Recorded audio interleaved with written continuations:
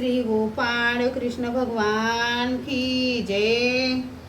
लीळा number 143चा उर्वरित भाग। सर्वज्ञांनी पत्राळ वळी बघितल्या व बाईसाला विचारले, बाई भटांची कोणती जागा आहे? तेव्हा भटोबासांनी म्हटले, जीजी मला आणि कुठे जागा आहे? मला श्री चक्रधर महाराजांच्या हृदयातच जागा आहे। मग बाईसाने म्हटले, बाबा या आरतीच्या ताटातील दिवे मुठा टाकून देईन, मग त्यात वाढून देईन। भटोबासांनी ते दिवे व मुठा फेकू दिल्या नाहीत। मग भटोबास बसले। सर्वज्ञ जेवण करीत होते। भटोबासांजवळ साधा जेवायला बसली होती। भटोबासांनी वांग्याच्या भाजीचा देठ असा धरला आणि म्हटले, येल्लो येल्लो कसे उंदराचे शेपूट पुरण शिजते तसे शिजले आहे।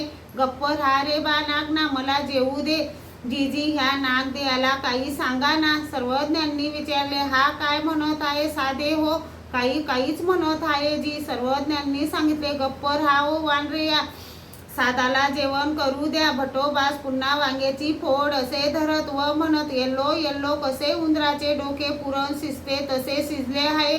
साधाने म्हटले, गप्प राहा रे बा नागना, मला जेवण करू दे। जीजी याला काही सांगा ना।